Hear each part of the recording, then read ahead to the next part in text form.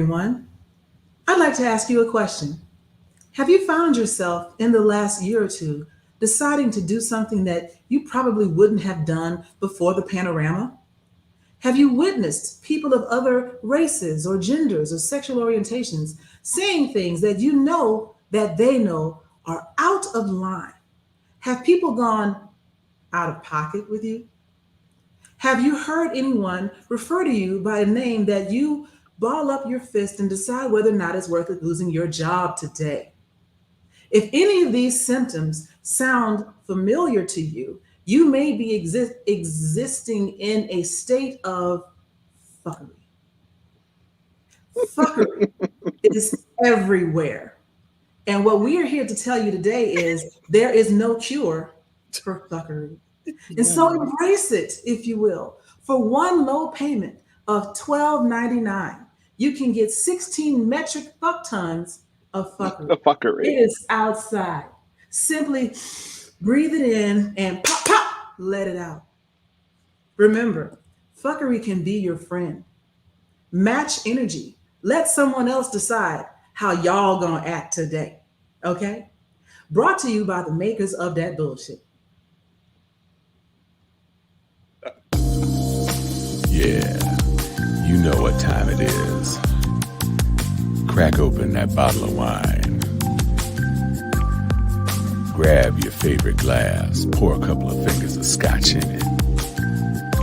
Get that stick, light it, and blow. It's time to hang with Steel Sharpens Steel after dark.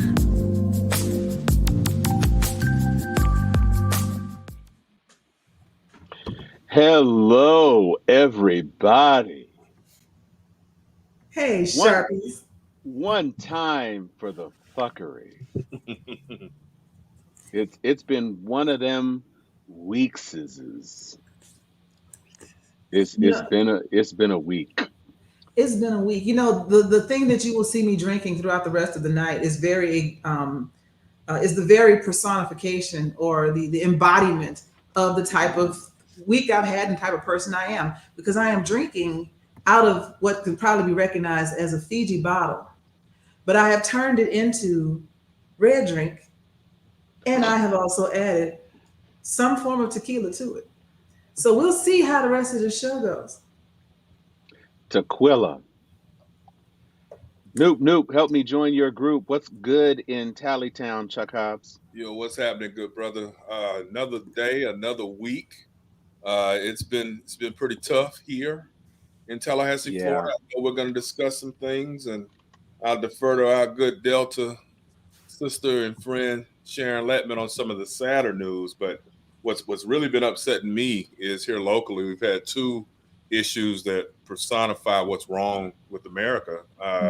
On one, there's a big issue that's going on right now where there's a group of people who are losing their homes. It's a trailer Mm. community here in Tallahassee where got sold to the highest bidder.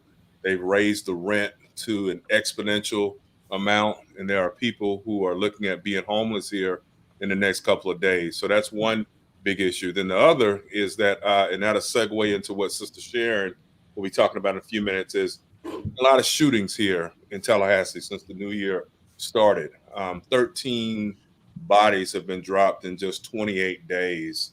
And what really frustrates me on that is 4 years ago, when we were all supporting Andrew Gillum in his run for the Florida governor's mansion, a lot of his opponents were talking all kind of craziness about the crime rate in Tallahassee, shootings, and they were trying to do that whole racist trope of, tying crime on the south side of Tallahassee to the black mayor. Well, crime hasn't gotten any better since he's been out of the mayoral slot for the last 4 years. In fact, it's gotten worse, but I don't hear any of those same conservatives making comments about John Daley, who is a Democrat, but is very intricately involved, exactly, with a lot of the Republican hierarchy here in Tallahassee. and Florida. And so again, it's just the rank hypocrisy of it. And I like to call out the hypocrisy. I don't expect conservatives to do any better than what they do, but I just like for them to know that there are those of us who are smart and see, as Joy said at the top of the hour, the fuckery, and we call you out on it so that you can't ever say nobody ever told you. That's what it comes down to. So again, the crime rate sucks, but I guess white folks don't care about it when one of their own is sitting as the mayor. So, well, they don't care about it as long as they can continue to believe the illusion that it's just them Negroes. Who cares if they kill each other? Their lives don't matter anyway. Right? But with the idea of Andrew Gillum being governor, that infection might spread to their lily white enclaves. And that's what they're worried about. They weren't worried about the crime rate in Tallahassee. They were worried about the idea that the crime rate was spread into their backyard. But now that it's still there, what happens over there? Right. Joy, it's kind of like one of the Dukes. I can't remember whether it was Randolph or Mortimer, who's like, he's a Negro. You know, that was the problem with that.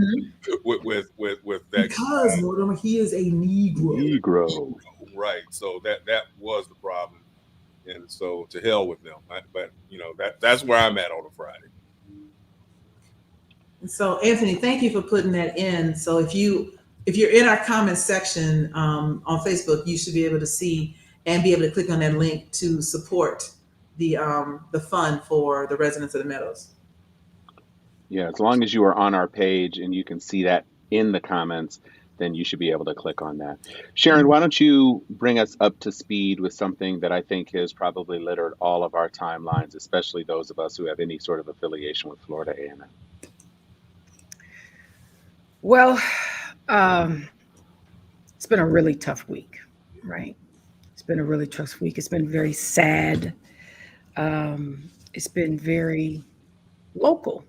You know, we pride ourselves on being a pretty national show with a very Black-centered, HBCU-centered, federal public policy-centered lens in pop culture. But this week has been extremely local, and the injustice is everywhere. You know, a beautiful young Black sister was gunned down this week. Wrong place at the wrong time. It was a member of the Beta Alpha chapter of Delta Sigma Theta, a recent graduate school, affiliated Chicago sister, former captain of FAMU cheerleaders. She was a baby, okay? She was a 2019 initiate, just getting her life started, might even still been trying to figure it out. But the mere fact, compounded with the atrocity, especially as a Delta who just lost our national president a few days earlier, due to medical causes, and this young lady to be gunned down and a victim of gun violence, juxtaposed to the controversy that we're all about to live under for the next few months about a Black woman being the heir apparent to the Supreme Court. It's a tough day. It's a tough week. It's a tough season for Black women all the way around.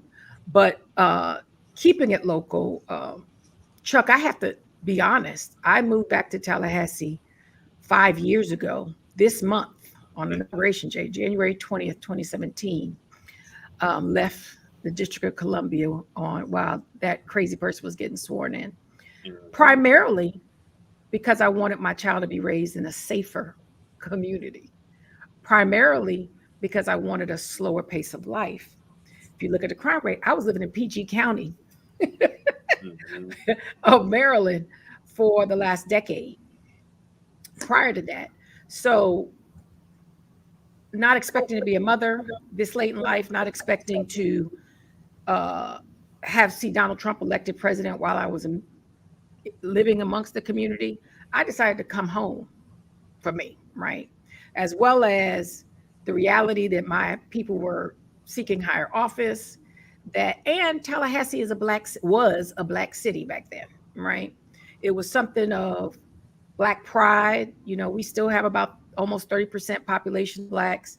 Of course, it's the home of Florida A&M University, but I felt it was a safe community. And what we've been experiencing, and I lived in a bubble, quite honestly, I lived in a bubble, and I kept hearing, of course, during the campaign on the crime, and I kept saying, what city are they talking about? And I was living here. I was like, I'm not really understanding the need to hang that around his neck. And to see where we are now, to where the sirens, I'm now living on the South Side, I'm now living downtown, and to see the nonstop, I now watch local news, you know, the personal for being amongst the victimization, where somebody that you can actually put your hand out and realize that it can hit home very easily, but just the overall stats. And for all of you to understand, especially people that have a direct, all of us got some kind of direct affiliation with FAMU. The reality is this was a Black-run city for decades. Like, we had a Black mayor, not just Andrew. Prior to him was John Marks for 10 years. Yeah. You know, we were a Black-run city for almost 15 years, right?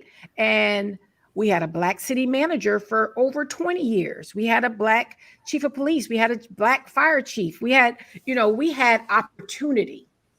I will tell you all right now, this is a white-run city, right? We ain't running much. And the only person thinking about us and initiating things for us is the sheriff, and he's Black. Yeah. And he's calling out problems, and people are happy, to make that connection. But the blame is not being put anywhere appropriate, right? There's not a strong statement of responsibility or recognition, and everybody's kind of stepping back and letting the sheriff do the talking, right? Because the sheriff would dare say that we have a Black and brown man and boy problem. That is how they're classifying it. A Black and brown boy and man problem that must be addressed in our city. Not the leadership of the city needs to take responsibility for the crime rate, as was so convenient when a Black man was running the city. Right. Right. So a lot of things are going through my head and my heart as I raise my neck as a taxpayer, as a property owner, as a citizen, and a person that's now living in the heart. You know, it does make you reflect, Chuck. And you've been a consistent resident here much longer than I have. I had the opportunity to leave for a decade and come back. Yeah. It is daunting to see the transition, but also the hypocrisy. Yeah, there's and no yes, doubt. Paul, we had Mayor Ford, but in the last 15 years, we had a strong mayor. Our mayor position changed after Scott Maddox, and the mayor's office had a lot more standing. We actually had 2 prior Black mayors, but they were appointed amongst their peers. They weren't elected by the citizens at large. Just for a clarification, Dot Inman was also the mayor. Yeah, that's true. That's true. And you know, we talk about these things from time to time because it's important. Everything that Sharon just said is crucial. And when Sheriff McNeil, who's Tom and my frat brother as well, a good noob, gets on his soapbox and makes the comments that he makes, I always enjoy listening to him.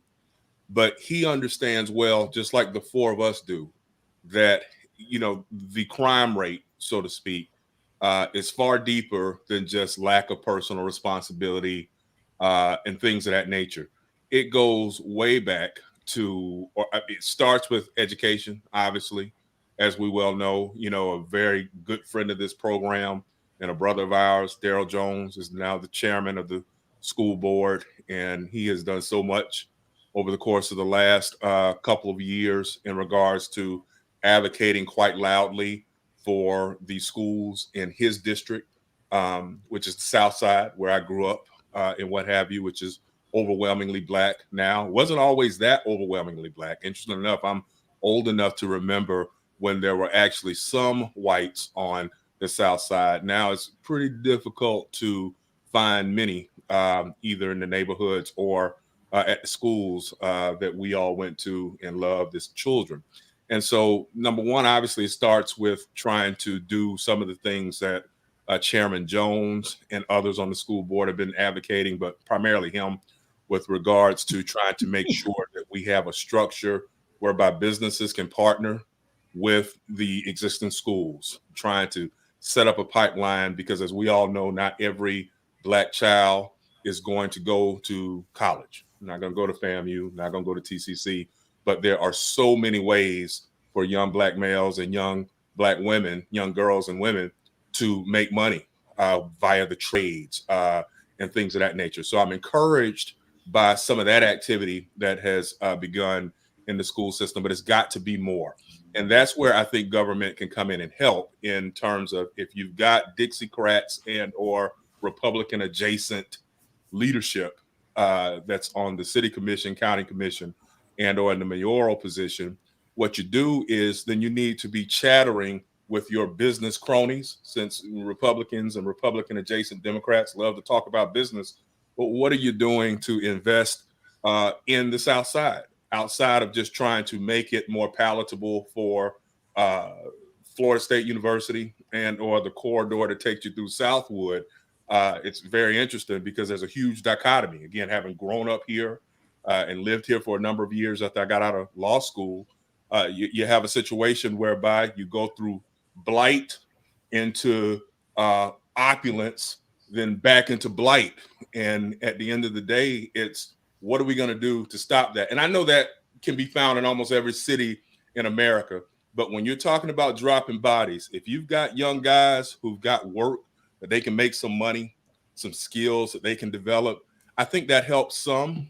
I'm not saying that it's a magic cure-all, but I do know, having represented thousands of young Black males charged with everything from rape to murder to drug trafficking and everything in between, the common theme on particularly the young men that I represented charged with the most serious violent crimes, murder, aggravated assault, aggravated battery, and rape, is that there's a lack of education and there's a lack of gainful employment.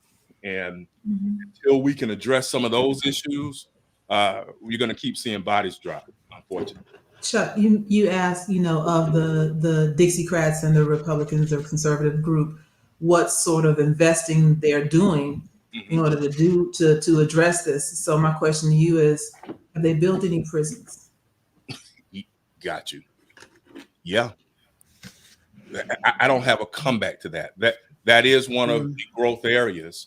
Or get this, we started talking about this a little bit. I don't know if it was last week or the episode before, but one of the issues that really irks me to my core is you have a lot of Dixiecrats and Republican adjacents who are of our melanated hue, that the only thing they're really interested in, to a great extent, is whatever their business interest might be. All right. So it's not so much, I'm going to create and develop businesses where we can train up these young Black boys and young Black men and get them getting. It's whatever it is that's putting money in their coffers. That's the only thing they care about. And then on the other end, you've got the actual Dixiecrats and Republicans who they give the lip service, but they really don't care. They say all the right stuff during election season. We want opportunity zones. We want economic empowerment zones. But again, that's just cycling money into the coffers of the Republican adjacent and Dixiecrat Negroes that are carrying their water, wearing the MAGA hat. And at the end of the day, those dollars aren't being recycled back through job training programs or actual jobs for the Black community. So it's sick. It's like they can call out and say, hi, we've got a problem. And that's why I have called out so many conservative white folks on my page and or conservative yes massa types when they come on, like, Chuck, what are you doing what are you doing? When you flip the question back at them, what have you done? Like, show me, what it is you have done or are doing. See some receipts. Yeah, you get them to shut the hell up, and they crawl right back into their holes to go troll on somebody else's page. But Chuck, I want to echo something that you said, right? When we made the comment of the injustice, we were looking at city construct, but our county construct has some strong Black leadership, right? True. We have, when you're looking at the only thing that's going to fight the prison pipeline, Joy, for us is the leadership of people like Chairman Darrell Jones in our education system. One of the things that I don't consider broken in Leon County is our education system. I'm a newbie in the public school system, and I have to admit I'm impressed. I feel a level of comfort in having not just a voice as our chairman. We have the prior chairman was actually Sarah Joy Bowen, and on the county commission side, we have Bill Proctor, Nick Maddox, and Carolyn Cummings. Yeah. And the county commission could definitely do a lot more, right? They can step up. They have a key opportunity and a key role here. Yeah. But Darrell is a firebrand all by himself. He has the license. We have that new taxation that Congresscritter Greene is now in charge of as the executive director, also Asara, and the pairing of those resources with the leadership, because Darrell will be able to single-handedly fight back the prison pipeline, right? And that, you raised a good point, Joy, when you even brought that up, because we got some empty prisons, Chuck, that were shut down by the civil rights movement in our state. We had for-profit prisons, right? So we're going to have to watch real closely to this mission, this initiative of Black and brown boys and men, to make sure it's not code for we got some empty prisons. Because the problem can be very layered. So if you think about the mere presence of background checks, and then you add on the cost of skilled labor, what you ideally, as a corrupt capitalist, what you want is skilled labor at a convict price, right? Why would I want to send someone to a trade school and then be forced to pay them the going rate of $60 to $120 an hour when I can incarcerate them, try to help them learn a trade, and then pay that same skill set 7 cents a day? Why would I want them to be prosperous when it's not profitable to me?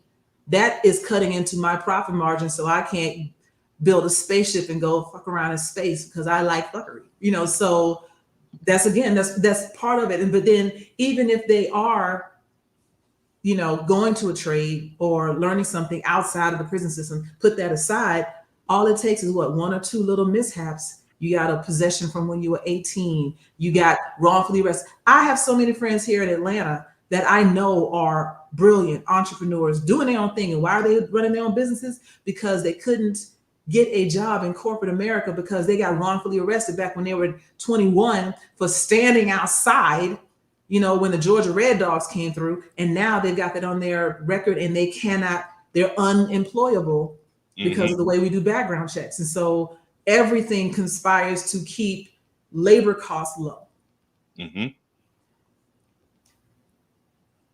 I'll say that this is the first time in 30 plus years, almost, I think I met Tom when he was scrolling, that I have ever seen Tom anywhere for 20 plus minutes, and he hasn't been talking.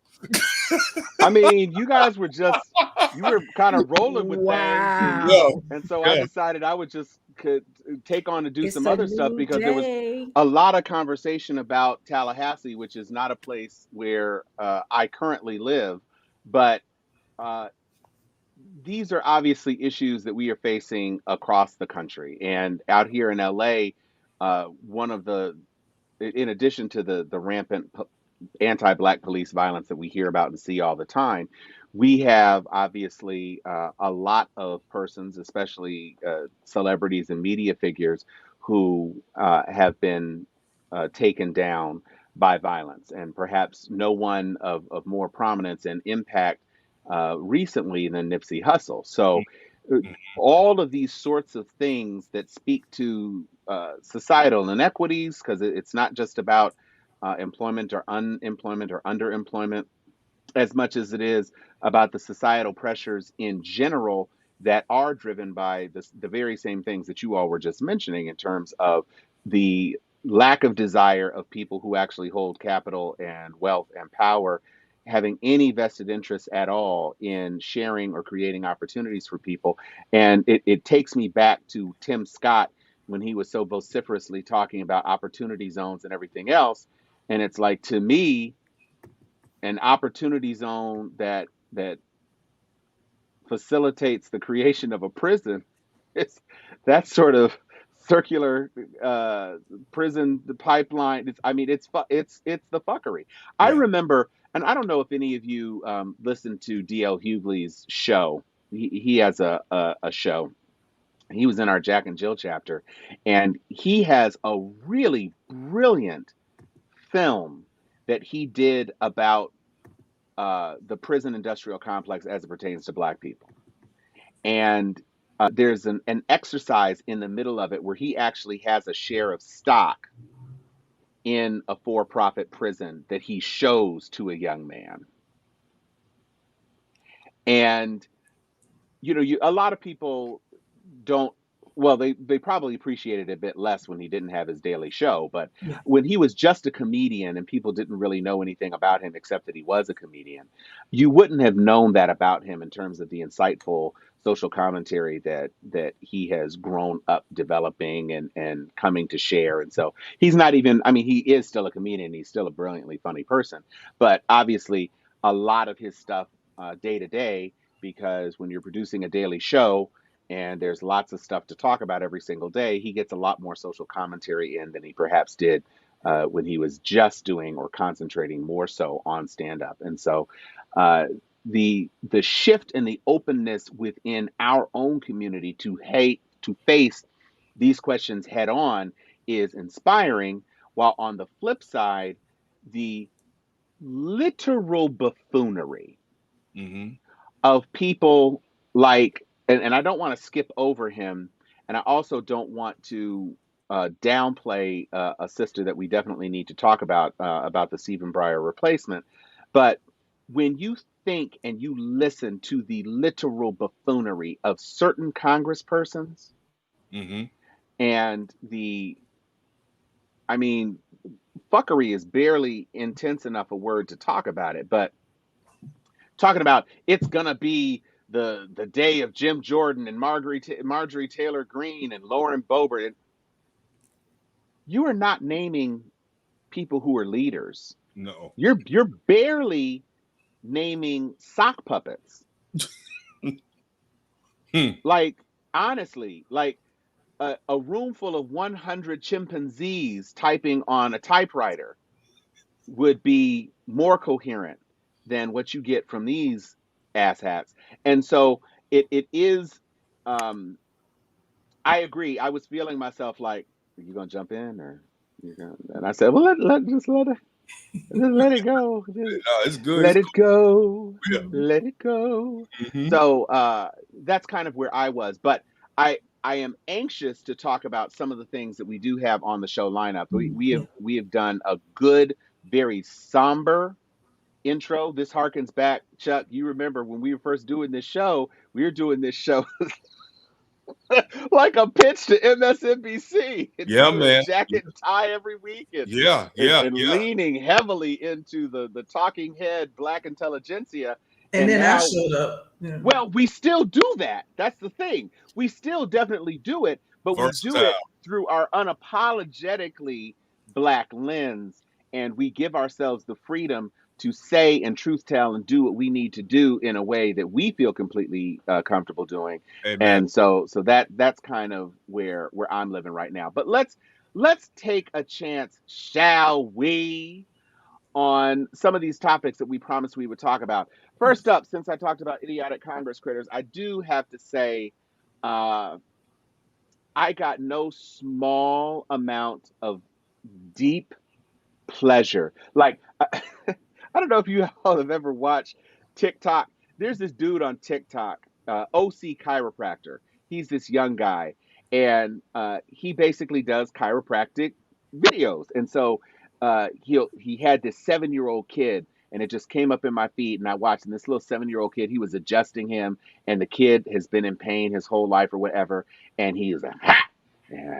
and then snapping his neck. And, you know, I always see this and I'm like, somebody is going to be paralyzed when y'all do this. I just, so, but I ended up watching 37 videos.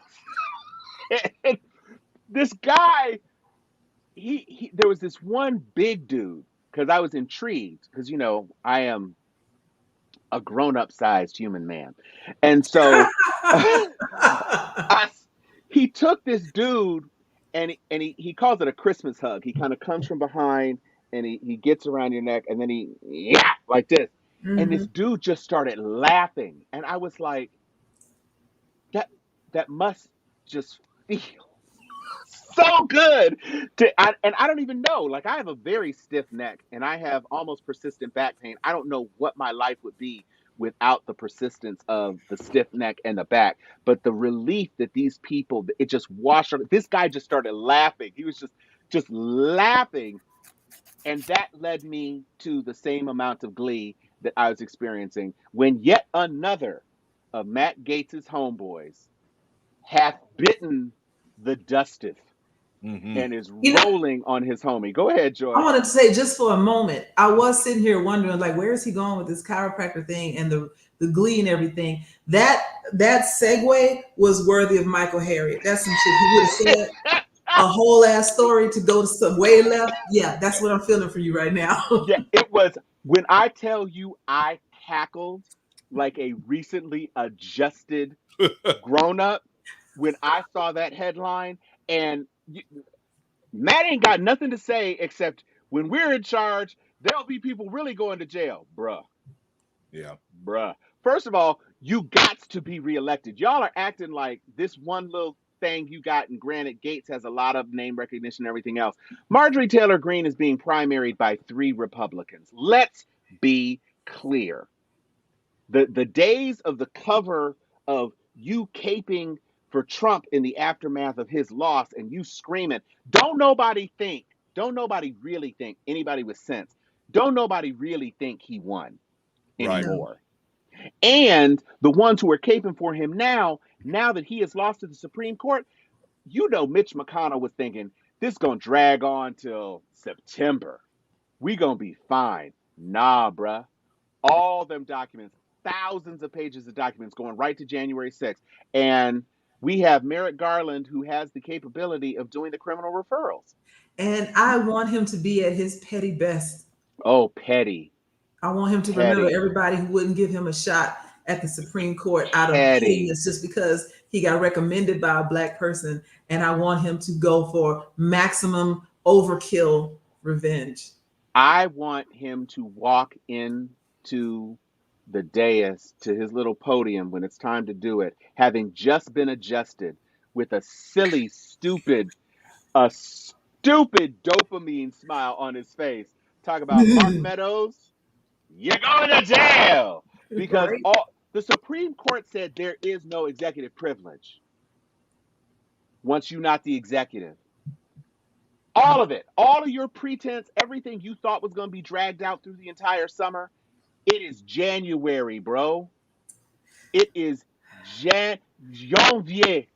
You got your prayers card revoked, son. Decline. Revoked it. Eric Trump saying, pleading the fifth 500 times. 1, 2, 3, in 4. Tish James. In Tish James inquiry. It is going downhill so fast for Donald Trump. Yeah. I mean, so fast. And all these people who hitch their wagon to his star, look, the first one of these clowns that goes to jail because that executive privilege BS Steve Bannon, you're welcome to go back, bro, because there is no release in your future. There is no Trumpian get out of jail free card. Who's Mark Meadows. Who? Nobody. No. Who's zooming who? It's not happening anymore. And Gaetz, you dirty MFer. You don't get to go to jail about molesting girls and have a good time. It is a rizap. That is the one thing you do not do, especially in a place that's overcrowded with brothers. They do not. He is the only one I want to perp rap. I want a perp walk out of him. Oh yeah, no. I want a complete. We ain't getting it with the rest of them. I want to see a perp walk for him. Well, I'd love to see it happen to Meadows. And It McCarthy. sounds good, but I hope McCarthy gets turned out.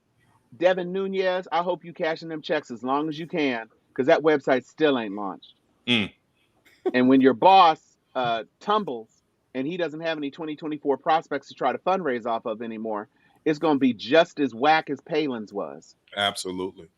So it's not going to last. And you gave up your little seat of power. Of course, you weren't really doing very much. And the Twitter account of your cow was actually more popular than you. So I guess it was as much time as any to get out. But it is a delight, an unadulterated delight, to watch all of these people fall and be challenged. And if Marjorie Taylor Greene gets some COVID laryngitis, it's really a wrap for her, because she don't hardly got nothing to say now. If she can't even bleat like the sheep that she is, it's really going to be done, because don't nobody going to remember her if she isn't on TV every single day yelling about Trump and everything else. You know, she's what? What'd you say? Did you say she's been quiet lately? I said it feels like she's been quiet lately. Am I freezing up? No, we just there was a little over talk and we couldn't hear you. I think one place she was quiet was when she was on that call-in show and people started mercilessly shredding her, talking about she's an embarrassment to the state of Georgia, and her host was like, well, I guess we all have our opinions, and all she could do was say, nobody likes me, everybody hates me, I guess I'll go eat worms. Yeah. Chuck, for the record, Chuck. Chuck, for the record, don't ever tell Tom he was quiet too long. I'll make it up. He has rebounded. I'll make it up. It ain't no thing but a chicken wing. You know, I want to give y'all an extended metaphor here, and this is just something I'm just thinking of, and I'm stealing this from one of the James Bond movies where Javier Bardem was the villain. But you know, they like to that was Skyfall. Yeah. Skyfall. Yes, thank you. They like to refer to Black people as crabs in a bucket. You know, like the minute one of us tries to get out, we pull them back down. And if you actually watch Crabs, when one of them tries to get out, the others try to ride him out, but the weight is too much. And that's supposed to, so it's not done out of spite. It's done out of an overly aggressive burden on the person that's getting out. So it's never, I just want to make that clear. But they tell this story. Javier Bardem, with his jaw in, tells this story of rats on an island. And how when the rats are on the island, they leave them there, like in a contained area with nothing else to eat and nowhere else to go. And eventually the rats start to eat each other until finally they develop a taste for the flesh of rats. And so from then on, you don't have a rat problem on the island, because the last rat standing will now be the only rat because he eats other rats. And so I think about the GOP party in this moment. Yeah. As they have backed themselves into this corner and they have no more sustenance in the form of Trump and his fuckery. Yeah. And so they are now eating each other and not in the good way. Yeah. Not in the good way, not in the fun, happy Friday night way. No, in the feasting on each other until they're developing a taste for it. So I feel like this is part of the deterioration of the overall party, because I know the Democrats, we don't get along. We like to fuck around. We like to stand on our little high horses and not agree on shit, but we don't go for throats the way they do, the way they're starting to, because now, because they have nobody to hang their hat on and they don't know how to run a proper campaign, they're eating each other.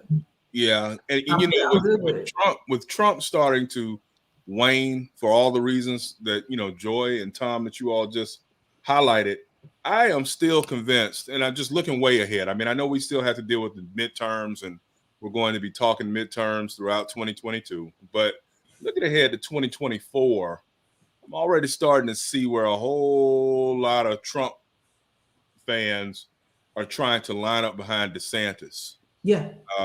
And with that, you know, DeSantis brings a lot of the same fuckery to the table, so to speak, but with and don't shoot the messenger, but he just doesn't have that charisma. He doesn't. I'm not saying Trump had good charisma. Trump was a jerk too. He did have nostalgic charisma that people remember. Yeah. When I mean, we used to throw him in rap songs in a minute as, you know, rich, famous, successful. He was a sex symbol to a lot of white women. True. You know. Yeah. That's real talk. And if you've ever really watched DeSantis, I haven't had the misfortune of being around him ever, thank goodness. Because he, you know, I'll keep that to myself because I don't want FDLE knocking on the door. But yeah, I haven't been around him too much, but you can just look at his face and his mannerisms sometimes in press conferences and just how nasty he is. And I just don't see a lot of people rallying behind him. And when I say a lot of people, I'm talking about independents. I mean, obviously, the hardcore Republican is going to vote for whoever ultimately wins the nomination. But I'm talking about independent voters are not going to like this guy. I think, Sharon, would you agree with me on that? I mean, we've had to deal with him for 4 years, and he's an asshole. I have to disagree with you. Okay. Only because you're assuming a certain amongst independents. Okay. Okay. Let me. He's disarming, but let me take y'all back not too long ago in history to someone that he is starting to really remind me of. W. Okay. Oh. And this is interesting. Yeah. Really? I don't get that. W Let was. me finish. Go ahead. No. See, we have amnesia because we've suffered through Trump, right? And then what came behind. Look, the first black president was elected because W was the president. Okay? Right. And it was so bad they let a black man try it. Exactly. And get it. Okay. And when the option was a highly intelligent, the Republican version of Joe Biden is who Obama ran against. But Obama wasn't Trump, right? So we had a vehicle to run up in there, right? They didn't suffer through. They needed real Trump. I want to take y'all. We all thought W was going to be the worst president in American history. Okay, Chuck. They tried January 6th in the state of Florida during the recount. We had a 37-day recount that I was queen organizer on the ground during that time. They were down at West Palm Beach roughing Jesse Jackson and them up, pushing the barricade back. And we jumped back. January 6th in 2000. I don't have short memory. I couldn't get out of bed for 2 weeks. I was so traumatized through the experience of the injustice of 537 votes over a period of 37 days, but we were just one state. We had the nation in crisis in 2019. I mean, what was it? 2020 and 2021, yeah. January 2021, after the 2020 election. The character W, we were saying the same thing when he was candidate W.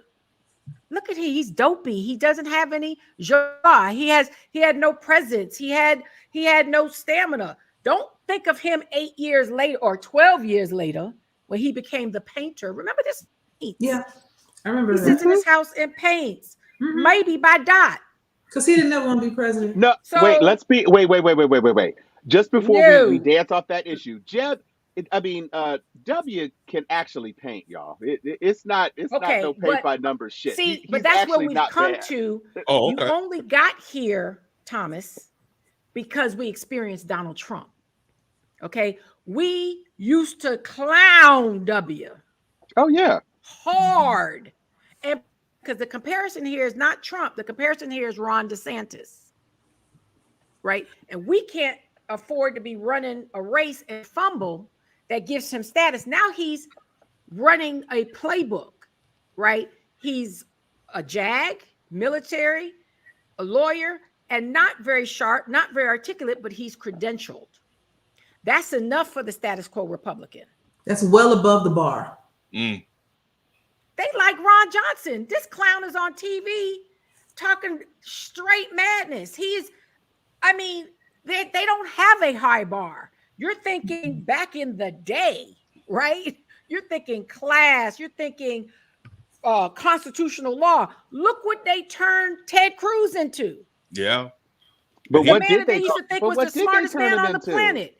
He is a fucking buffoon now. Yeah. Yes, now that is true. But this is the man that they said was the smartest man on the motherfucking planet Yeah. not long ago. Yeah. Well, no matter what, you could never debate Ted Cruz. Oh, no matter what, you could never talk him on the Constitution. What Constitution? He muddles that today like he, as far as he's concerned, he went to City College just to fit in, So the bar is so low that Ron DeSantis gets to claim he went to Harvard, gets to say he was inner city.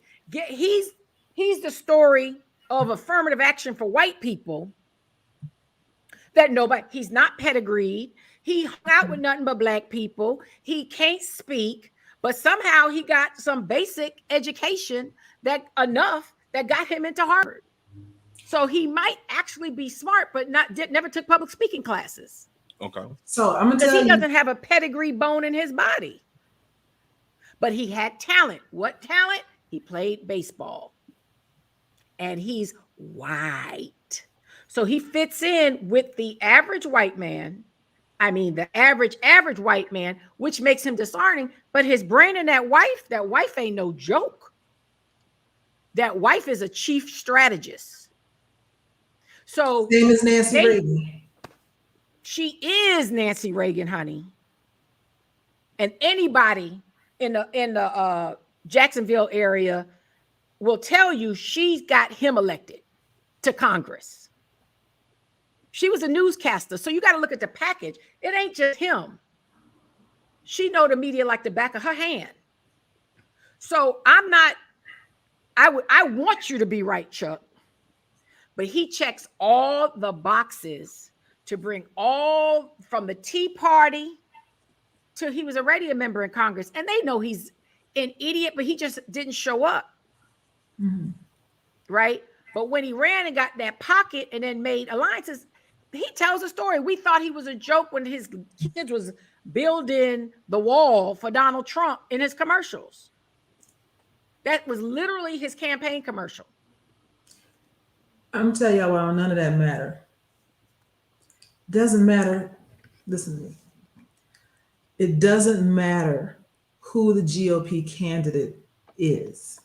The GOP is always going to have its base because their base is maintaining white supremacy through fear and holding on to an extension of white supremacy, patriarchy, through the idea of abortion. Abortion will always be their number one thing. And you will have people that will turn up their nose to all sorts of atrocity against born human beings on the idea that God doesn't want you to kill babies. And they've been taught that through their fundamentalist Christian upbringing, etc., to believe that that is more important than any other life that may be on the line, because all these people that are born need to fend for themselves. They have to protect these babies who are not born. And so as long as the GOP continues to try and kill any abortion laws, they will always have a critical mass that will not move from that one topic.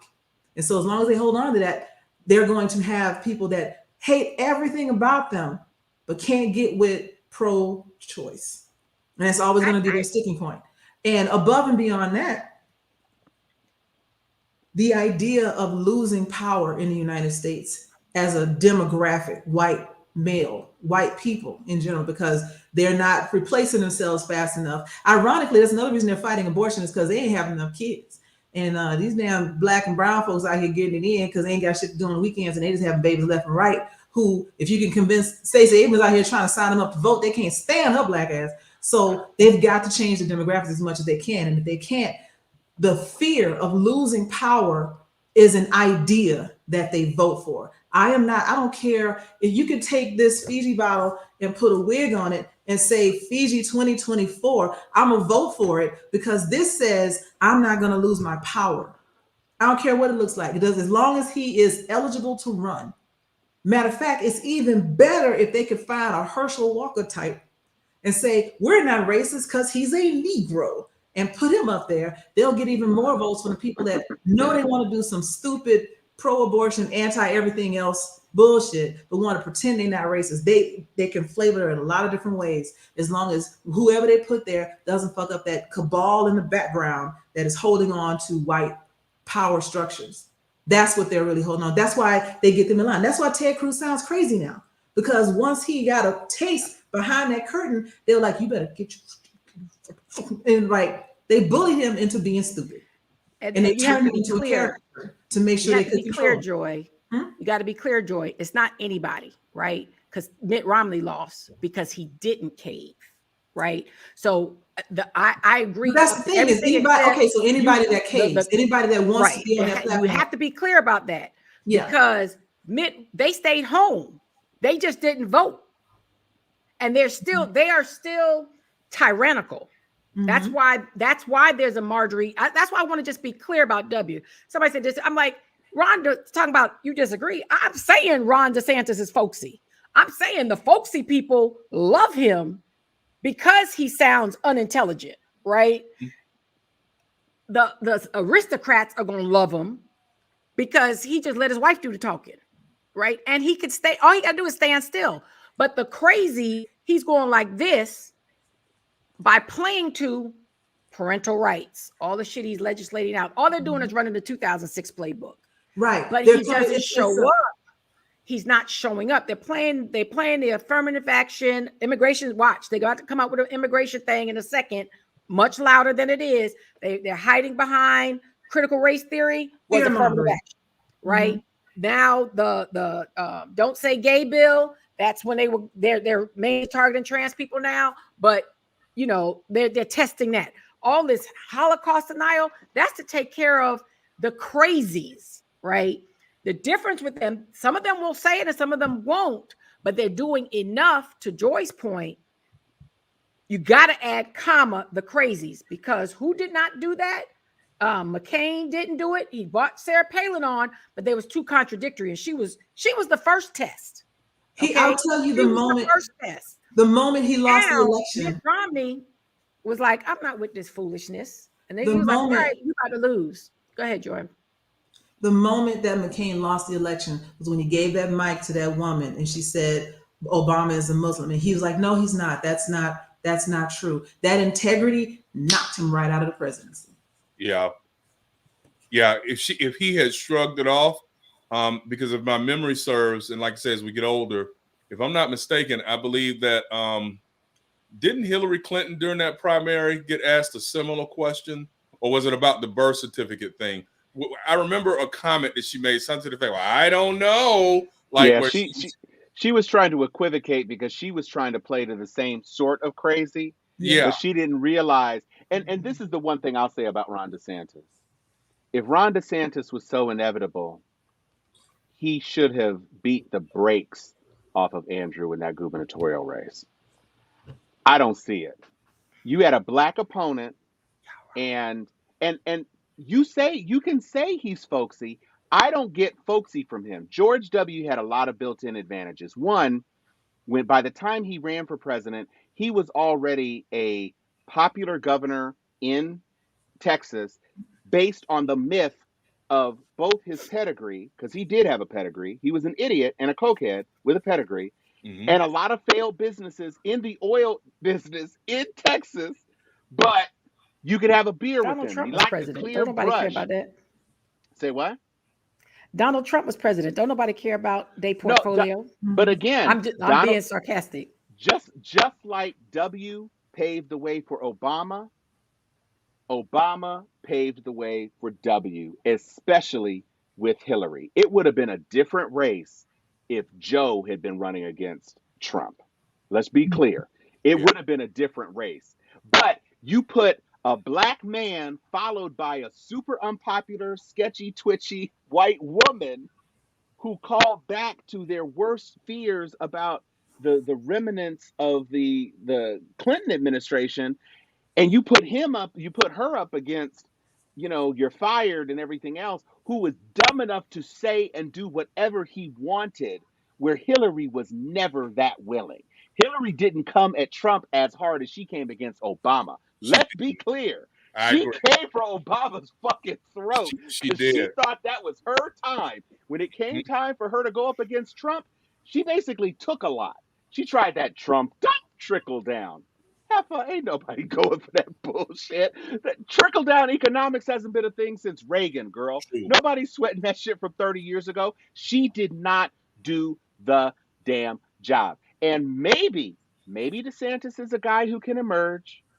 But I think there's a lot to be said for, to your point, Sharon, not having the Bush name. Your daddy already been president. Your brother's already a governor. You've been a governor. Your grandfather was a force in the damn thing. Your dad was the head of the CIA. That's a lot of stuff. That's how he got there. But remember, he only won by 537 votes. No, I understand. You proposing DeSantis, who had 5 figures. Homeboy had 3 figures. All the game is called win. So ain't nobody saying no close race. I'm just saying he's a viable candidate. No, he's out with Trump out. He's at the top of the list, but he's only at the top of the list with 34%. I think is what the straw poll is. With Trump, I'm saying with Trump in the race, he's down by 30 points behind Trump. So that's the charisma that Chuck was talking about. It's not going to be a fait accompli. It will be a rat island smorgasbord when Trump is finally out. And let's be clear, the only rat I'm trying to get the rest of the rats to get a taste for is Tucker Carlson. Because if they get that taste in their mouth, let it happen. Let it happen. Let Greene his people. I don't give a damn. So it'll be interesting to see. We're in 2022. Can we please just get some indictments on January 6th? Oath keepers. I don't know if y'all are keeping track. Those oath keepers are super scary, y'all. They super scary because unlike the regular unwashed masses, most of these oath keepers are either ex-military or current cop, or current military and current cop. Or they got training, they got guns, they know what they're doing, and that is why this sedition stuff is going to stick probably with these oath keeper dudes. And Patches McGee is in real trouble because they ain't even letting him out on bail right now while he's awaiting trial. It's going to be ugly. Can we pivot just for a second for some other fuckery, since this is officially the fuckery episode? This is the fuckery. Yeah, sure. Can I ask what the GOP obsession is with pretend characters and their outfits? Candace Owens is on a tear about Minnie Mouse. Last week, it was about Tucker Carlson not being able to feel sexy times with the goddamn Green. The Green M&M, because she don't wear heels anymore. Bro. And so somebody asked, I was on a page, and Tucker had a picture up of the chocolate M&M. And I said, who believes for a moment that based on Tucker Carlson's rants, nightly rants, that he would have any sexual attraction at all for a round black woman with floating eyebrows, glasses, no neck, and legs popping out the bottom of her round body? Ain't nobody believing Tucker Carlson sweating that shit. Not a damn person. And so you're taking time on your TV show talking about that foolishness, Joy. The reason they're going after fictional characters is because those characters can't strike back. And so they find ones that are the personification of femininity, of women that they can punch down on. They can have this whole debate about patriarchy and misandry and how all of this is the feminists are taking over without attacking any living feminists. And they can say all this bullshit because the voice behind the M&M's character can't come forward because that's a fictional character. It has no background, no personality. It just has lines. And so you can take this figure and you can do whatever you want to it. And basically they're punching at a crash test dummy and they're getting away with it. And people are believing it because there's no comeback for that other than to go, that's weird. And we all know that, but nobody on their side cares because they're still able to spew all of the misogynistic and patriarchal and racist shit that they want to spew to continue to try to oppress women in particular, even though they're the party women, whatever. They're trying to keep women in their place, but they're not actually attacking any individual woman because they know that woman will come for their neck. And so they attack. Bobby Halliday just wrote. Say what? You what Bobby Halliday just wrote about Tucker's last lead writer was a self-admitted incel. That just made me. Geez, Lord Jesus. So for those who, I'm thinking that our entire audience knows what an incel is. It's involuntarily celibate. Celibate, yeah. Frustrated ass virgins. Yeah. Right.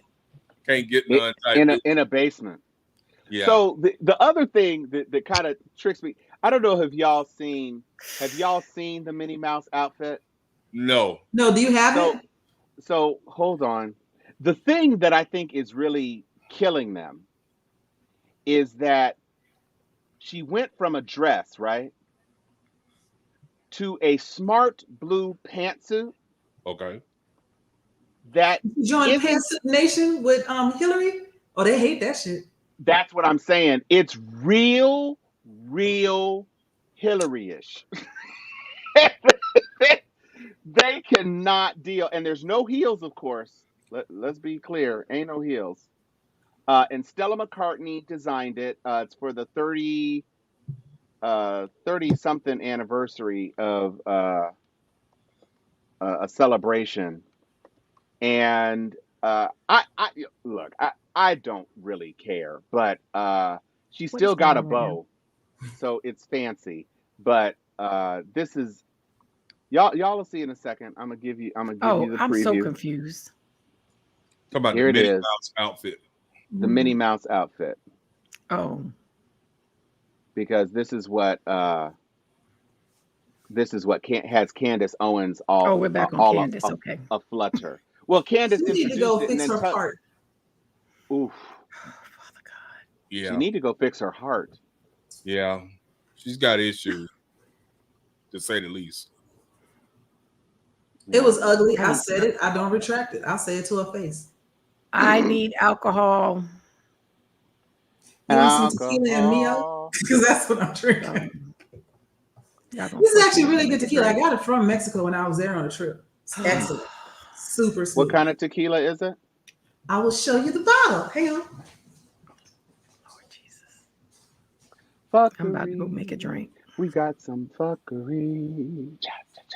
Fuckery. We got some fuckery. Is that my whole music? Fuckery. Yeah, it is. It fuckery. We got some fuckery. Tequila Corraleo Reposado. Ooh, reposado. Oh, I've seen that. They have that at Costco. I don't know if this is something that has popped up. I've had this bottle for years, and I found it out. Yeah, it was pretty. Girls, it was pretty. So I got it when I was on a tequila. It was part of a tequila. Right. What do you call it? A tasting tequila flight. Yes, tour. Thank you. It's hidden. Can you tell? So, what is it with Black folks who go on a trip and decide they got to bring back some liquor? I mean, it's better than a keychain. Because that's what got Henny White into the mix. If I had $1, and I do, for every time somebody asks me to bring them back some Hennessy, some white Hennessy from Jamaica or whatever. Right. At one point, I remember me and my friends collectively had about 10 bottles of that shit in our luggage, carrying back to the States for different folks, for you to taste it and be like, this tastes like Hennessy. Exactly. Listen, people are entitled to like whatever they want to like. I am certainly not going to disparage anybody's beverage choice. However, Henny White,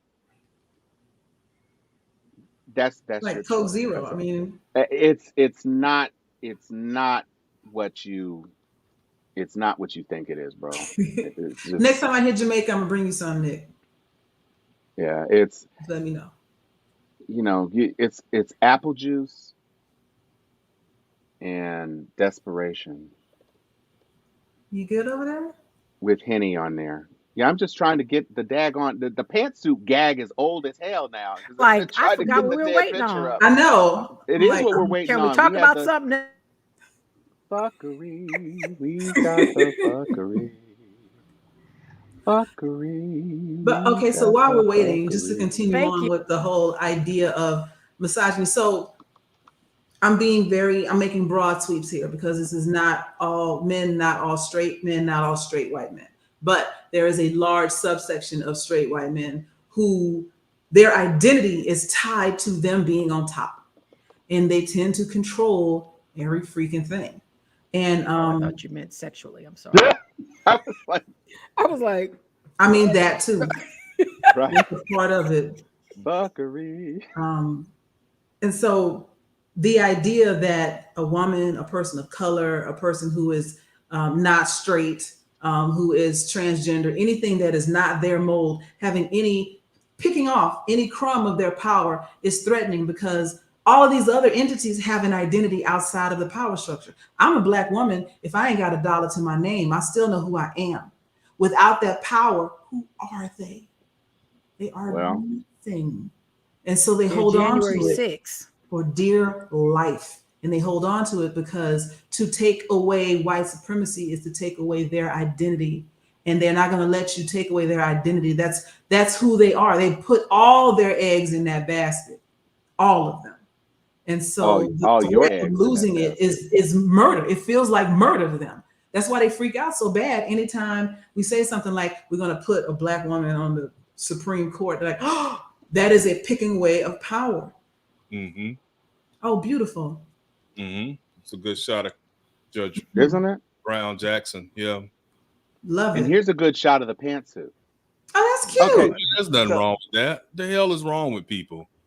There's nothing wrong with that at all. Right? She still got That's a so little cute. little chunk in her hip and everything, Right. right? Let the backbone slip, all that. She looks Yeah. great. Now, what was the story she's- behind this? I totally forgot. So All this Stella waiting. McCartney has redesigned Minnie. You know, Minnie was the little She do skirt. look like Hillary Clinton, though.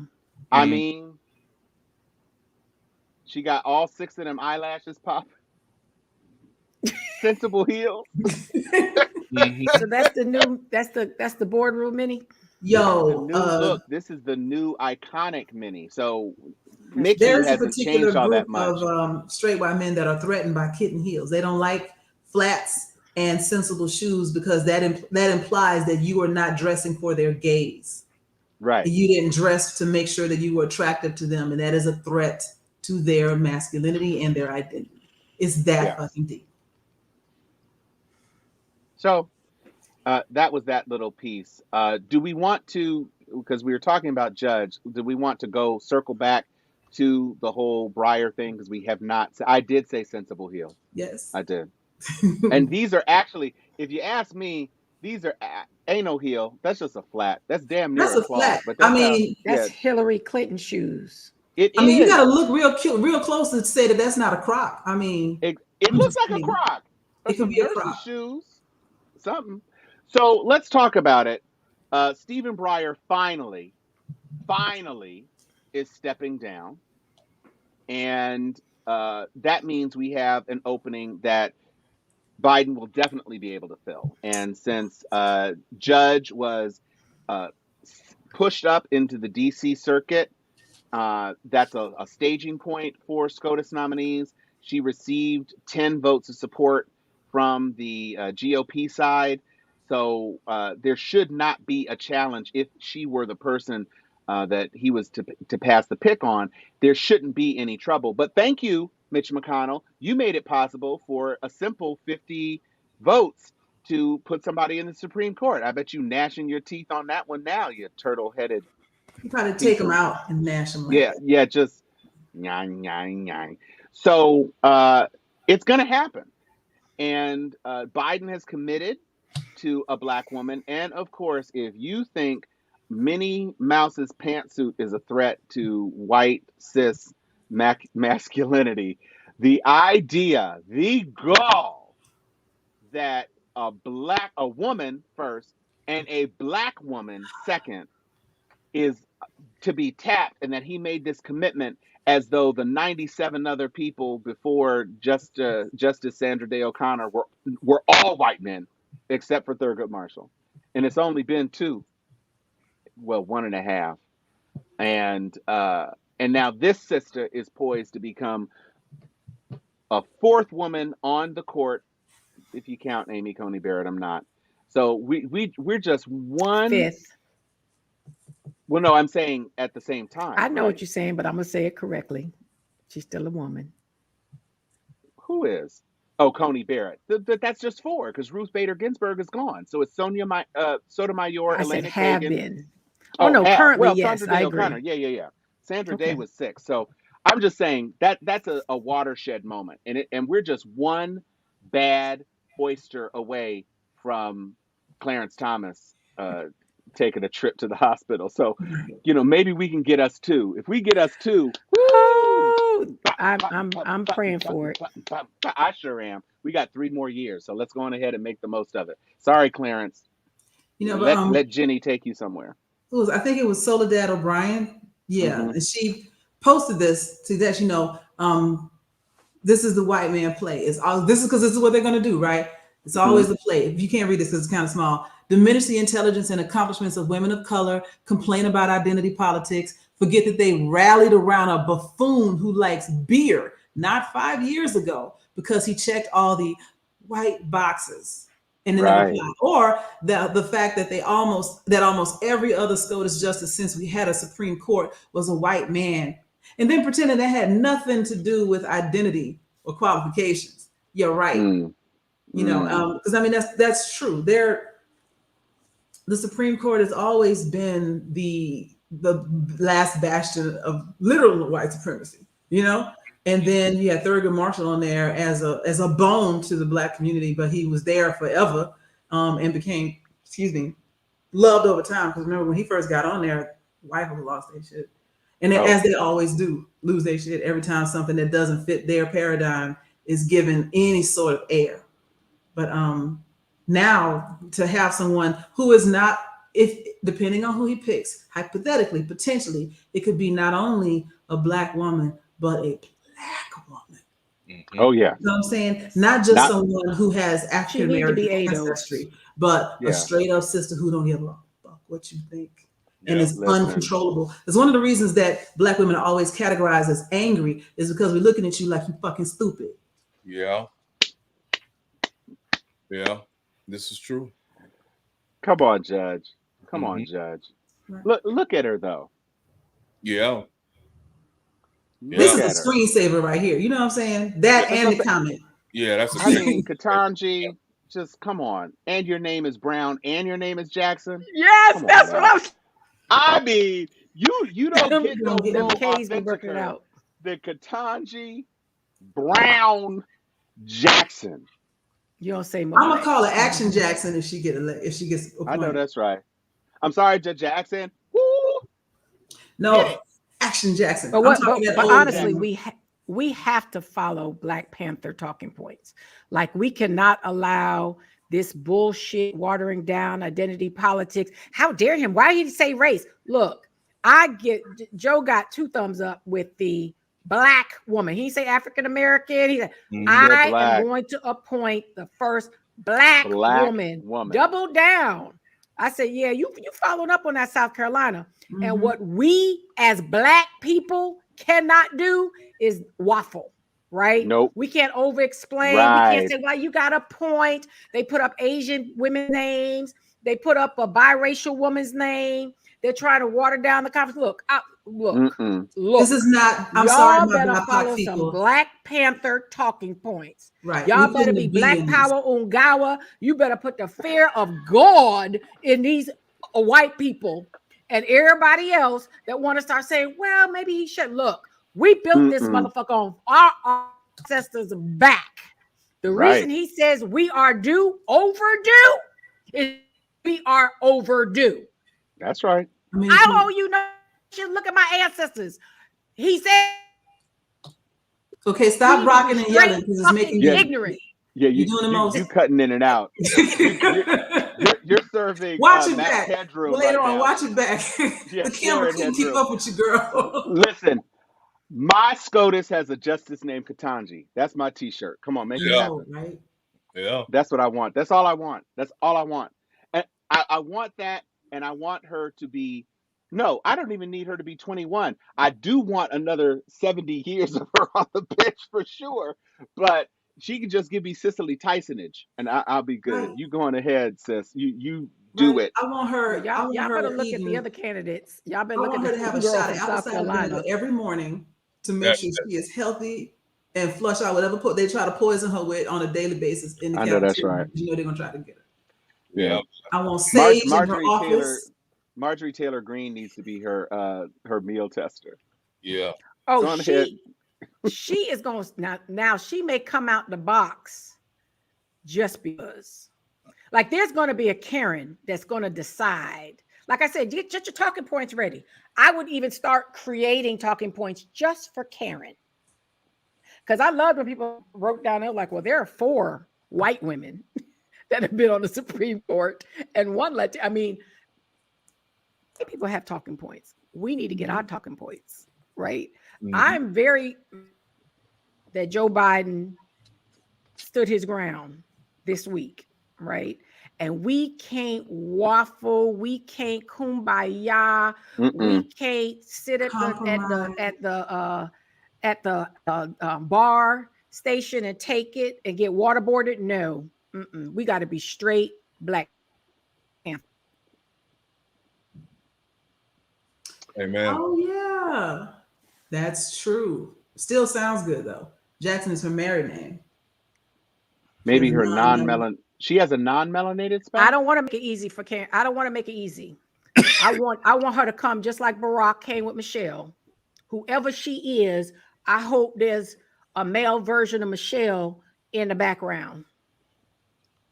I mean, it sounds like it might be a Chad or a Michael, but you know, whatever. You know, I used to tell people that, like when I saw Barack, We got a the vice first time I saw president Barack and Michelle together, I thought he loves her dirty drawers and she is very fond of him. Like that was the way I looked at them when I first saw them. But, y'all, he is super chatty, but he's a doctor. Bring it up while I tell the story. You can work on that.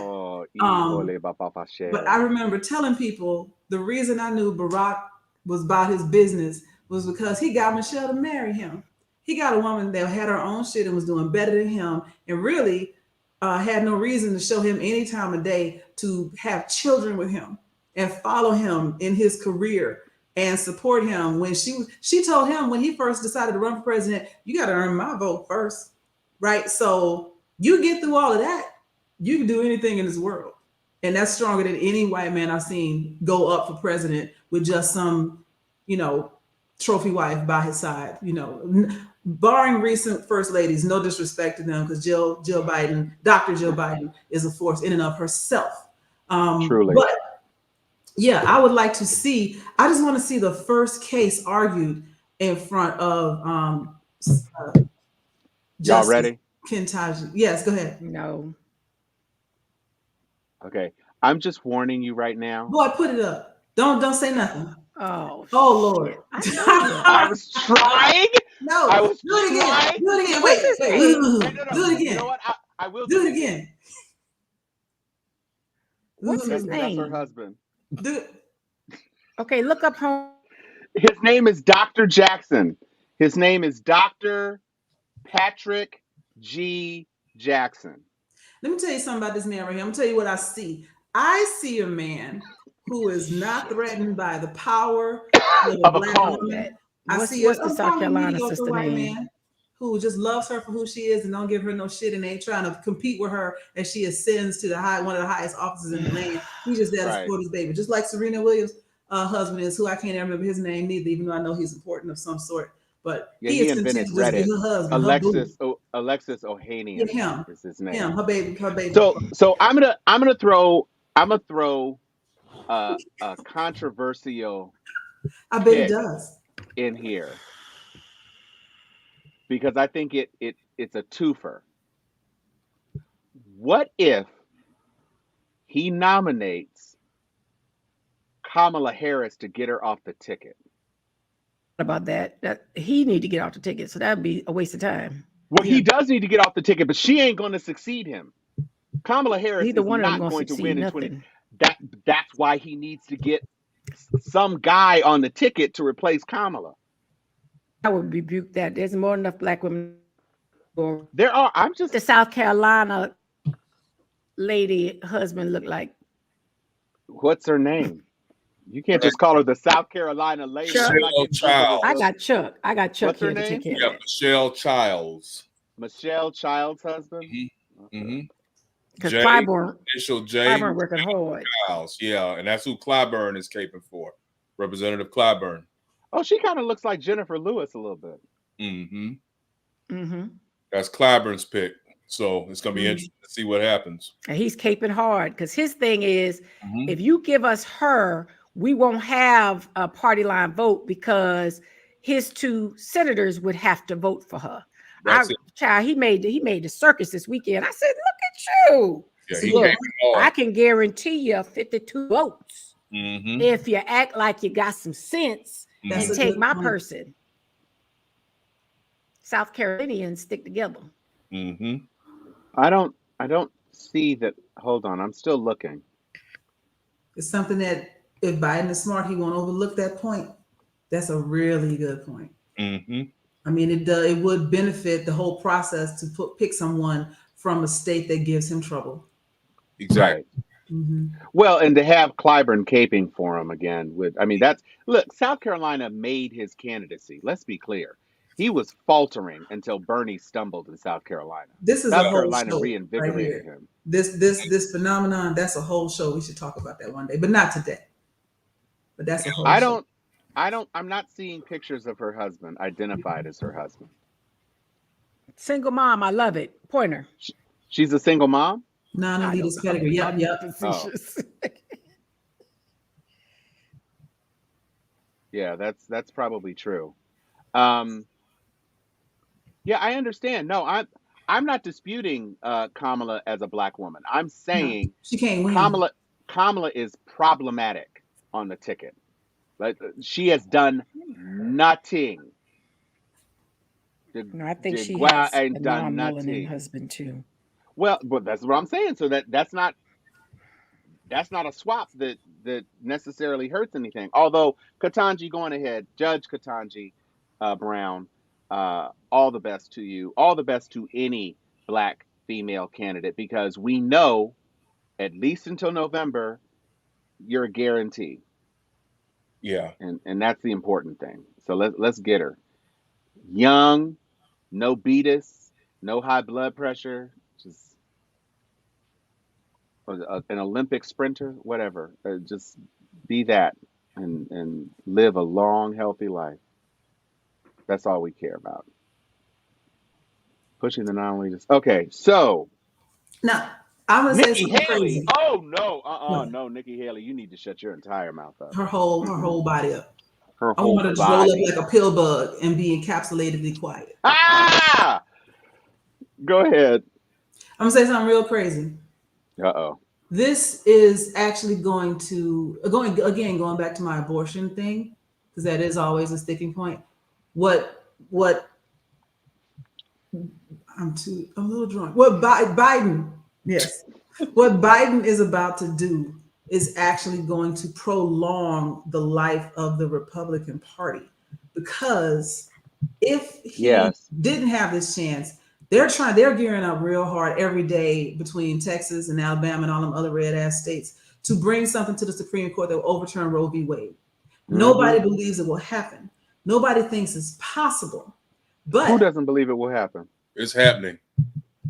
Oh, I don't know about nobody believes. They're counting on it. I'm not talking about the Republicans. I'm talking about these bubble living liberals who think, they'll never. They absolutely will. And so they don't understand. And because of that, a lot of them tend to waffle on voting. Oh, I'm just going to sit out. They do the little protest, all other kind of nonsense. Meanwhile, that block of fundamental Christians, et cetera, were going hard in the paint. They've been going hard in the paint since the 60s on this. And if they get this right, if they ever got a chance to put something up that would overturn Roe v. Wade, they would win a major victory. But it would be Pyrrhic, because now you ain't got shit else to talk about. There goes your talking point. You know, it's done. Now what? Now you got to look at other issues. But if he gets this SCOTUS pick, they might not have to, they might keep it intact, which keeps this bubble of denial for the mid people and the quasi-liberals and the Republican adjacent to say, see, it's not so bad, nothing happened. I kind of want chaos to reign. I want full-on Handmaid's Tale shit to go down in the South to make a lot of people wake up and realize that they are giving away their freedoms one by one. And I kind of want that chaos to happen, but it won't. If he gets this appointment plus maybe one more in the next few years, then we'll have enough balance to hold on to Roe v. Wade, which means they'll continue to campaign on that talking point. You take that away from them by actually fucking giving it to them, I think it changes everything. I would like to see that. But so damned if you do, damned if you don't. Yeah, it's definitely a dice throw, because you're right. The abortion issue is their desperate go-to. My favorite part about this whole controversy with the court is that Trump appointed the three that he appointed because he was told by the Christian right that these would be the ones to overturn Roe v. Wade. And so they gave him the presidency and he appointed them. And then they said, new phone, who this? On his executive privilege, not nary one, not one. It was 8-1, wasn't it? It was 8-1, son. 8 Who was the one? Clarence Thomas. I knew it was gonna be that motherfucker. Whose wife was damn near a damn cheerleader for January 6th. Posting IG lives about, come on down, we got free barbecue, going ahead, ransack the Capitol. And he didn't recuse himself. He just sat there and wrote a dissenting opinion. And every single one of Trump's appointees looked at him like, yeah, no. Yeah. They were thinking of their own legacy, as a lot of congressmen have not thought about what history is going to say about them. But the Supreme Court, every single thing is written down about what they do, and it's not in the media, it's in national records. And I think some of them were like, I can't rock with you on that because my name is on it. Yeah. Yeah. I'm not signing that. Sorry. And actually, it's good for them, because if Joe Biden gets executive privilege, or if anybody gets executive privilege past their tenure in office, that's not going to do anything for the GOP. And they're talking cash shit. Listen, y'all, Kevin McCarthy isn't going to do anything. And Mitch is on his way out. We know he just got reelected. That's not the issue. His Horcrux is going to be found. Somebody going to crack that hole open, and he's alive because the devil don't want him. It looks like Judge Childs is single. Okay. I was about to say. It looks like single, no children. Okay. And she went to University of South Florida as an undergrad. Oh, I'm here for it. Okay. So she would own Supreme Court judge from the South also. So she's checking a lot of good boxes. I'm here for but it. Do you think Florida? Wait, I'm all about the self-made Black woman. Wait, hang on, Chuck. What do you think? So you can wake up and talk. No, I'm good. I'm down with either one. Like I'm not really too concerned, interestingly enough, about whether Judge Ketanji Brown Jackson has a white husband. We passed that. And I get it. Yeah, if she does, she does. So what? She's still a sister. Likewise, I think that to an extent, as everybody has said already, it's going to be interesting seeing how Childs, as Sharon has just brought up, she's a single woman. That's going to be very interesting in and of itself too, because, and I'm not preaching. I mean, we've got two brilliant sisters on our show. We've got many brilliant women of all races that are Sharpies. Women are still very much judged by what I consider to be bullshit marker, which is, are you married? If you're married, who are you married to? Or if you're single, why are you single? Right. Why are you so unattractive to men? Yeah, and I think that's horseshit, just to be dead honest with you. Mm-hmm. And it's going to be interesting to see if it is Childs, now that we know that she's single, whether you're going to see some of those right wingers like the Marjorie Taylor Greenes and other assorted idiots. They're going to attack her morals. Exactly. And so we have to be prepared to rally around our sister. It's a motherfucking rapist on the SCOTUS.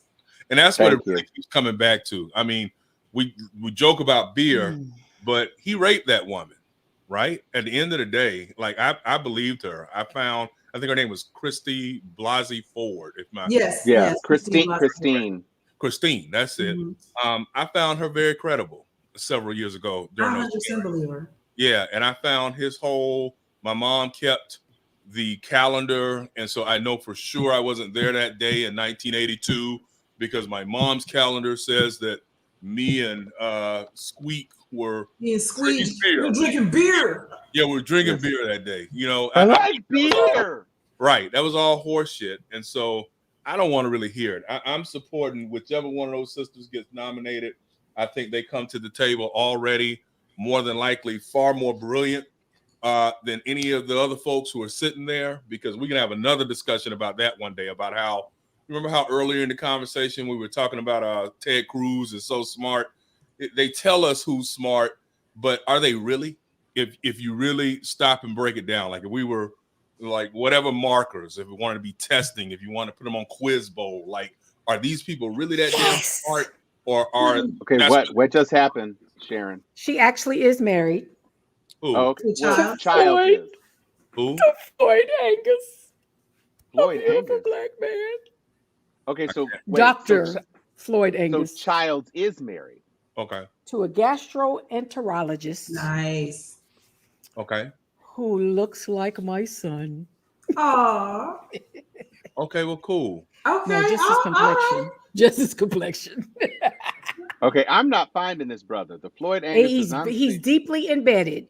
He's not in any article. I saw him in one picture. I had to go deep into the gully of the beast. Okay, because there's some Dr. Floyd Angus is on and here. And then you have to Google him. You got to go to his name and then look at his doctor's page. Oh, okay. Good Lord. Okay, that's a lot. It was a lot. You know what? I hope. Oh, she's an AKA. Yeah, I just put that up. Yep. Ooh. Oh, okay. Childs is an AKA. All I know is Marjorie Taylor Greene can say anything she wants. She doesn't get a vote. It's the Senate, and we don't need to pay attention to nobody. Put the name up. Schumer has already said they will run them through committee, and it's going to be a wrap. Matt Gaetz still has a job because his hair is shellacked into a shield that deflects allegations. And soon they're going to melt that shellac under the withering gaze of indictments, and he will wither away. Not Aunt Jemima would be fine. I feel like Easter, like I'm rooting for everybody black. Yeah. Now, actually, technically, that would be Judge Pearl Milling Company instead. I'm right with any sister just as I want her beyond reproach. Yeah, no, she's this is great news. This is really stupendous news. And I hope Amy Coney Barrett is in the SCOTUS lunchroom looking at the cool table like, can I come over? No. Y'all want my carrots? No, you're a virgin who can't drive. Like, get over that clueless. Wow. That was harsh. way harsh. Oh my way God. Harsh. I didn't see that one coming. One time for clueless. One time for clueless. Mm-hmm. And Childs has a daughter. Rolling with the homie. I might have to watch that this weekend. I got a picture in my mind of like Amy Coney Barrett in the corner by herself. Yes. God. Y'all stupid. That's a very large Fiji bottle. This is a liter. That's a very large. I They're didn't put taking any our minds alcohol at in the it until most I was about fecund a year. point. Hmm? They're taking our minds at the most fecund point. It's like Hamlet said, to thine own self be true. I gotta go make a drink. I have disruptive and unapologetic in my profile on LinkedIn. This is who I am. You It can is. like it or not. Hey, y'all. You Look, can. Mhm. I love y'all, but You it's gotta go. There it is. And I Oh, was shit. waiting about for that. 20 degrees outside, and it's time to go to bed, man. You look, Okay. you need to splash some water on your face, damn it. We haven't done. Okay, Harry says Coney Barrett I ain't ready to go yet, damn make it. me even more angry beyond her whiteness. Okay, I will just say this. I have a hard out in 8 minutes. Oh damn. So we got to Joy, we can stay on. We can stay on. I got it. Oh, you need this Yes. channel? Aha! Uh-huh. You know what? Uh-huh. You know what? Y'all So- ain't worth a pound. We're worth more than a pound. We could actually start 10 minutes earlier and then have some 10 minutes on the back end. That would help Chuck probably a little bit too. Let's do that. Let's start. Why Let's didn't you start say at 8:30. Okay, we're gonna do that. Okay, Sharpies, you know we just wing it. So we're moving We're our just time swinging it, block so up it's- to Y'all just 8:30. show up when y'all So get the alert. 8:30. Subscribe on YouTube. Subscribe. Then you'll get the Subscribe on alerts. you. You know what we're gonna do. Subscribe Make a drink. and click the bell. Yes. Subscribe and click the bell, because then you'll get the notifications when we fix them to go live. Carla, let's go, please. I need a drink. Gonna buy you a drink. That's my jam. Chuck, I would tell you to come join me, but you're going to bed. Yeah, I you're ain't going to gonna lie, bed, it's bed. calling me. It's calling Oh me. no, we know. Yeah. It's Yeah, you said you're calling me, and it made me think of a song by a person whose name I can't speak and will never sing. So No. I'm just gonna leave that Oh, alone. he And was, with that, Please. yeah. I will say, I'm Tom Cunningham. I'm Joy Stevens. I am Sharon. And I'm Chuck Hobbs. Good night, And Chuck. we are Steel Sharpeneth Steeleth.